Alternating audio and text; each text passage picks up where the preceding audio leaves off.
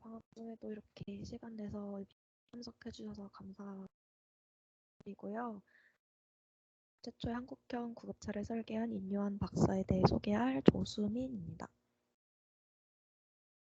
오늘 발표는 인요한 박사에 대한 소개, 한국형 구급차의 탄생 과정, 인요한 박사의 국제 의료 활동, 한국의 구급차 현황과 문제점 순으로 진행을 하겠습니다.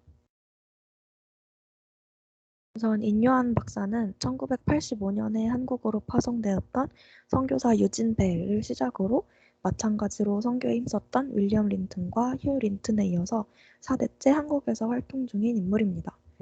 유진 벨은 광주, 목포 지역의 학교와 병원을 설립했고 윌리엄 린튼은 전주와 군산에서 선교, 교육, 의료봉사를 하였고 인요한 박사의 형인 스티브 린튼은 북한에 의료 지원을 하는 유진 벨 재단을 운영하고 있습니다. 인요한 박사는 1959년 전주에서 출생했고 전남 순천에서 성장해 대전 외국인 학교를 졸업한 뒤에 연세대학교 의과대학에 입학하였습니다. 이를 졸업 후 미국에서 가정의학과 전문의 과정을 수료하였고 연세대학교에서 교수 생활을 하면서 국제진료센터 소장을 맡기도 했습니다. 2015년에는 한국국제보건의료재단 총재를 맡기도 했습니다. 그가 한국형 구급차를 탄생시키게 된 배경입니다. 그가 본과 2학년이었던 1984년에 그의 아버지였던 인유 목사가 교회에 쓸 자재를 차에 싣고 집을 나섰다가 음주운전 중이었던 관광버스에 치이는 사고를 당했습니다. 근처 병원으로 택시를 타고 옮겨졌지만 계속해서 다른 병원으로 옮겨져야 했고 다시 택시를 타고 광주로 향하던 중 택시에서 숨을 거뒀습니다. 당시 한국에서는 제대로 된 구급차나 응급의료 시스템이 없었기 때문에 장례식에 방문한 한 병원장이 자네의 아버지는 한국 사람처럼 살았고 또 한국 사람처럼 죽었네 라는 말을 했는데요. 이에 인요한 박사는 큰 충격을 받았습니다. 학교를 졸업한 후 미국으로 건너간 인요한 박사는 텍사스주에서 응급 구조 시스템을 접하게 됩니다. 이후 한국으로 돌아와 미국 지인들이 아버지를 위해 모금한 돈으로 구급차를 구입하고자 했습니다. 그러나 구급차 한 대가 1억 언저리였고 모금된 돈은 3,200만 원뿐이었습니다. 이에 15인승 승합차를 구입해 목수와 용접공, 자동차 정비공과 함께 뒤를 뜯어 개조를 시작했습니다. 환자가 누울 수 있는 공간과 버스 승무원 의자를 떼어와 응급처치를 할 수 있는 자리를 만들었고 심장 제세동기 등 응급 장비도 처음 들여왔습니다. 이렇게 완성된 구급차는 처음에는 아버지에게 바치는 의미로 집 마당에 두었다가 1993년 3월 순천소방서에 기증되었습니다. 또한 미국 텍사스주에서 응급구조 일을 하던 외삼촌에게 도움을 청해 구급차를 활용하는 방법과 응급의료 체계에 대한 교육을 소방관들을 대상으로 진행했습니다. 이를 토대로 이 구급차는 활동 첫 해에 1,000회를 넘는 출동 건수를 기록을 했고 이 중에 62건은 구급차가 없었다면 사망했을 사람을 구조한 출동이었습니다.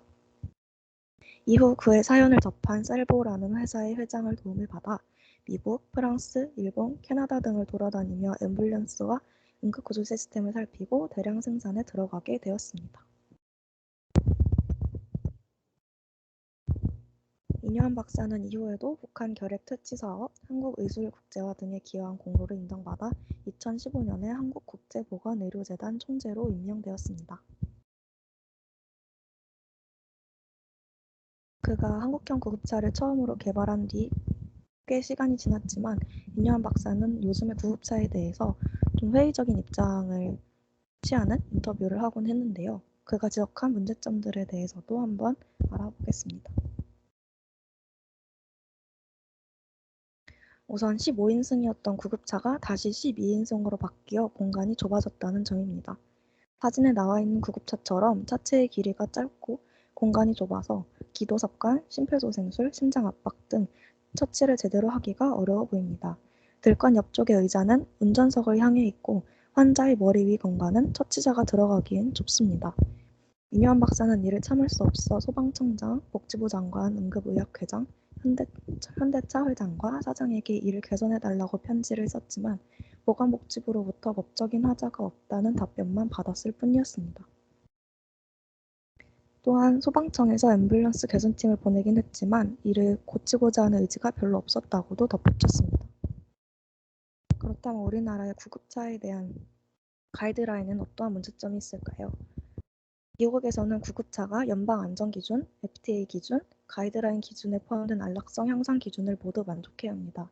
여기에는 환자실의 구조와 규격뿐만 아니라 차량의 성능까지 그 기준이 포괄적이고 구체적입니다.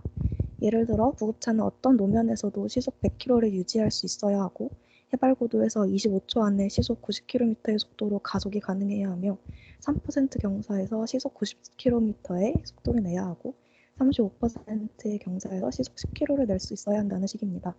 또한 앞뒤 서스펜션 일치를 비롯해 일정 속도에서 바퀴, 타이어, 브레이크가 균형을 이루고 있어야 한다는 규정도 있습니다. 구급차는 화씨 0에서 95도에서 모두 작동이 가능해야 한다 하며 환자실은 구급차가 운행되지 않을 때 최소 화씨 50도를 유지해야 한다는 온도 규정, 소음은 환자에게 어떠한 경우라도 80dB를 넘어서는 안 된다는 소음 규정 또한 있습니다. 이렇듯 미국과 유럽에서는 구급차의 성능과 안락성에 대한 규정을 모두 제시하고 있지만 우리나라에서는 구급차에 대한 구체적인 제작 기준이나 운행 규정이 없는 실정입니다. 승하차 또는 화물차로 지붕 덮개가 있는 것, 간이 침대와 보조 들것을 실을 수 있는 크기의 문을 갖춰야 하는 것 정도가 전부입니다. 그리고 이묘한 박사는 이러한 문제 해결을 위해 의사단체에서 적극적으로 나서야 한다고 인터뷰했습니다. 발표에 쓰인 자료의 출처는 다음과 같습니다. 여기까지가 제가 준비한 내용이었고 혹시 질문 있으시면 지금 받아보도록 하겠습니다.